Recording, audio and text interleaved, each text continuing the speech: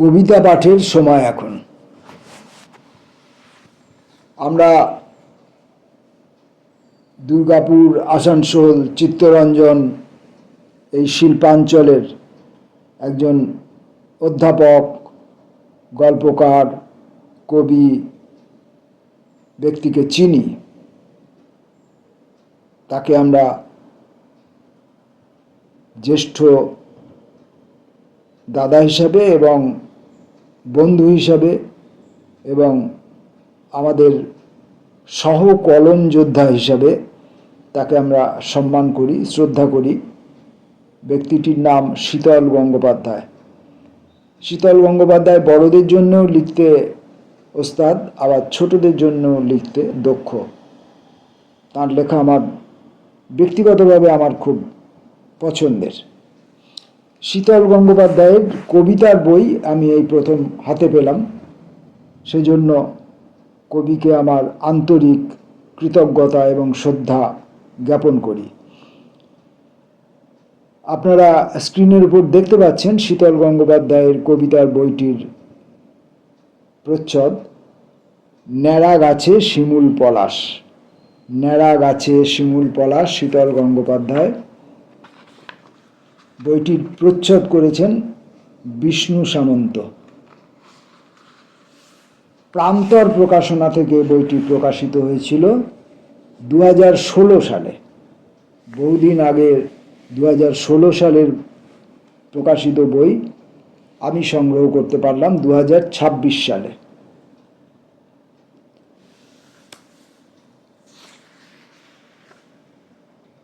বইটির প্রচ্ছদ আগেই বলেছি বিষ্ণু সামন্ত করেছেন। এই ছিল বইটির মোটামুটি একটা পরিচিতি। আমরা এই বই থেকে কয়েকটি কবিতা পড়ব। প্রথম কবিতার নাম স্থির চিত্র। শীতল গঙ্গোপাধ্যায়ের কবিতা পড়ছি। প্রথম কবিতার নাম স্থির চিত্র। নীল সাদা পোশাকটা সমুদ্রকে জড়িয়েছে গায়ে, আর তার ভেতরে যে গভীর কিশোরী, সেও এক উত্তাল সাগর, জেগে আছে হাসি হাসি ঢেউয়ে। ঝাপটা লাগছিল চোখে, বারবার ভিজে ভিজে উঠছিল বুক। তাই বুঝি নিচু হয়ে বালিতে ছড়িয়ে থাকা শামুক ঝিনুক ভাবলাম, দেখা যাক ক্যামেরায় বন্দি হয় কিনা। অ্যালবামে লেগে থাকবে অতি দূর দূর সম্ভাবনা। এখনো অ্যালবাম খুলে সমুদ্রকে ছুঁই, ঢেউয়ে ঢেউয়ে ভাসি। স্থির চিত্রে সাধ্য যতটুকু, তার চেয়ে অনেকটাই বেশি। স্থির চিত্র।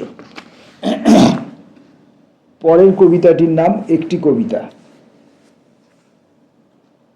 একটি কবিতা পড়লে এক সাগর পাপ ধুয়ে যায়।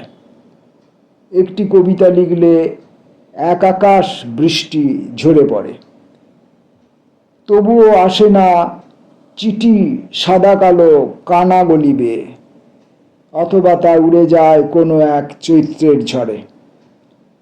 একটি কবিতা পড়লে আগ্নেয়গিরি জ্বলে ওঠে। একটি কবিতা লিখলে খসে পড়ে আকাশের তারা। তবুও বাজে না বাঁশি কাঙ্ক্ষিত চেনা রাগিনীতে, অথবা সে মরুপথে নিঃশেষে হয় দিশাহারা। তবে কোন সুখে কবি কবিতা বানায় অকাতর? কোন সুখে ছাই হয় পুড়ে পুড়ে তুষের আগুনে? কবি জানে ফোটে ফুল, না আসুক ফল অবশেষে, কলমের মুখে প্রজাপতি এসে বসে নিজ গুণে। তাই তো, সত্যই তাই। পরের কবিতা অন্য তুমি। যে ওখানে বসেছিল সেটা তুমি নয়, তোমার মতন মুখ, তোমার মতন হাঁটা চলা, চোখে সেই নিস্তেজ আলো, হাসি হাসি মুখে কথা বলা। দেখে মনে হয়েছিল তুমি নিশ্চয়। যখন দাঁড়িয়েছিলে একা, পাশ দিয়ে গেলে লোকজন, তাদের সঙ্গে হতো দেখা, গল্প গাছা হতো কিছুক্ষণ। যেই তুমি বসলে ওখানে, শুরু হলো কোলাকুলি, শেয়ানে শেয়ানে গাছ থেকে ঝরে গেল ফুল, অথবা হতেও পারে আমারই দেখার কোনো ভুল। এমন অনেক ভুল মাঝে মাঝে অনেকেরই হয়, তবু আমি ঠিক জানি যে ওখানে বসেছিল সেটা তুমি নয়। শীতল গঙ্গোপাধ্যায়ের কবিতা পড়ছি আমরা, ন্যাড়া গাছে শিমুল পলাশ, এই বই থেকে। পরের কবিতাটির নাম দ্রৌপদী। শহরের ব্যস্ত পথে low waist skin tight jeans, sleeveless গেঞ্জি টপ, লঘু পদে চলেছে দ্রৌপদী। অজস্র অর্জুন চোখ তীব্র স্বরে বিঁধে ফেলছে মাছের শরীর। একটু সুযোগ পেলে পঞ্চ পাণ্ডব আপোষে মাতৃ আজ্ঞা করবে পালন। প্রকাশ্যে দুর্যোধন রাখতে চায় আকণ্ঠ নগ্নতা, কেশাকর্ষণ করে দুঃশাসন।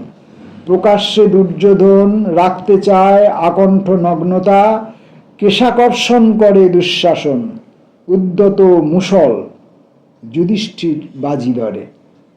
লোভে কিংবা ত্রাসে বেহায়ার মতো সব বসংবদ হাসে খলখল। যুগান্তের সুতো ছিঁড়ে উড়ে গেছে হাজার বেলুন। যুযুধান কল্পকাব্য সভ্যতার চরণে নতশির।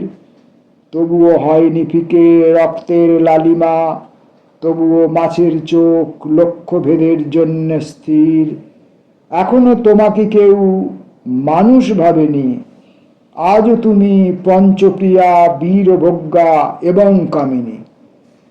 ঠিকই তো, আমরা দ্রৌপদীর লাঞ্ছনার জন্য শুধুমাত্র দুর্যোধন এবং দুঃশাসনকে দোষী করে থাকি, তাদের আমরা ঘৃণা করে থাকি, কিন্তু পঞ্চপাণ্ডবও কম দায়ী নন।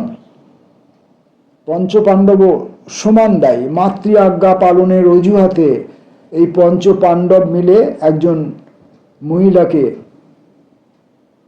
বন্টন করে নিয়েছিলেন নিজেদের মধ্যে। এবং শুধু এরকম নয় যে এই দ্রৌপদীকে নিয়েই তারা সন্তুষ্ট ছিলেন, তা নয়।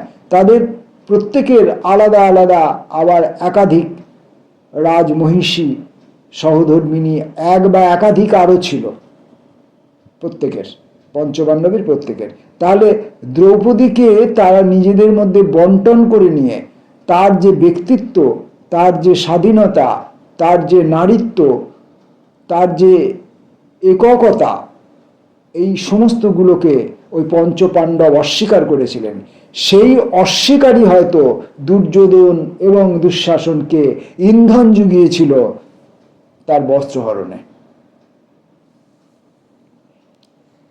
আমরা শীতল গঙ্গোপাধ্যায়ের এই বইটি থেকে আরেকটি কবিতা আপাতত পড়ব, পরে অন্য দিন অন্য ভিডিওয়ে আবার অন্য একদিন।